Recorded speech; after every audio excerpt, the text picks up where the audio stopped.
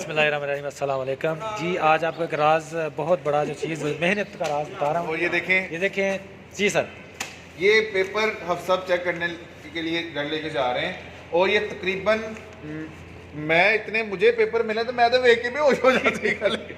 यानी वो डब्बे में डालकर बिल्कुल पेपर ही पेपर है, पेपर ही पेपर है पेपर ही जी। पेपर है। और ये आपने संडे को सुपीरियर ग्रुप ऑफ कॉलेजेस में आपका संडे भी लगा हुआ है। वाह, आप में संडे को भी मेहनत फ्री कर- नहीं है। बिल्कुल, अब वो अंदर गए हैं, अभी मजीद पेपर लेके आ रहे हैं। पेपर लेके आ रहे हैं। ठीक है, सलाम है सर को। और सर को सलूट है। और सर काश के हमारा ज़र्फ भी सर अब सब जैसा हो जाए क्या कि हम भी इतने पेपर चेक किया करें। हम तो इतने, मैं तो भाजी इतने पेपर लेके बेहोश हो जाना जी बस। ठीक है सर, बहुत शुक्रिया, बहुत शुक्रिया सर जी। मैं आपको देखकर तकवीयत मिल रही है, हौसला आपको देखना, मेहनत का जज्बा हासिल हो रहा है। आपको दोनों हाथों से सलूट है सर जी, सलूट है। अस्सलाम वालेकुम, वालेकुम। अल्लाह हाफ़िज़।